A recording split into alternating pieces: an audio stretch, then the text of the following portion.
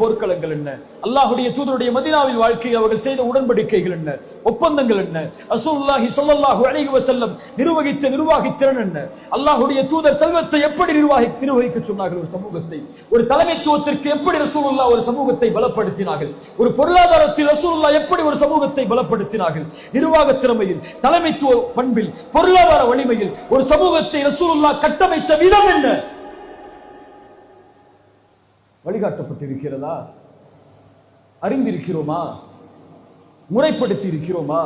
வக்ஃப் என்றால் என்ன? முதலில் எதுவெல்லாம் வக்ஃப், எப்படி இதெல்லாம் வக்ஃப் செய்யப்பட்டது, இந்த நாட்டில் எப்படி முஸ்லிம்களுக்கு இவ்வளவு பெரிய வக்ஃப் உரிமை உருவானது, இவ்வளவு செல்வம் அவர்களுக்கு எங்கிருந்து வந்தது, இதை கல்விப்படுத்திய, இதை முறைப்படுத்திய, இதை கொண்டு பொருளாதாரத்தை வலிமைப்படுத்திய, இதை கொண்டு முஸ்லிம் ஏழைகளின் கவலைகளை நீக்கிய, இதை கொண்டு முஸ்லிம் வாலிபர்களுடைய செல்வத்தை பெருக்கடிக்க உதவி செய்த ஒரு தலைமைத்துவ பண்பை உருவாக்குவதற்குரிய அடிப்படை இதை கொண்டு மெருகேற்றிய சமூகமாக மாறியா?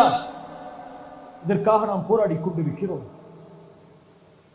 நான் போராட்டங்கள் வேண்டாம், இதை எதிர்க்காதீர்கள், இதை விமர்சனம் செய்யாதீர்கள், உங்கள் உரிமையை மீட்டெடுக்க நீங்கள் பள்ளியிலே உட்கார்ந்து கொள்ளுங்கள் என்றெல்லாம் அழைக்கவில்லை. உங்களை சீர்படுத்துங்கள். இதன் முதலில் இது அல்லாஹ்வின் அழைப்பு, இது அல்லாஹ்வின் அழைப்பு.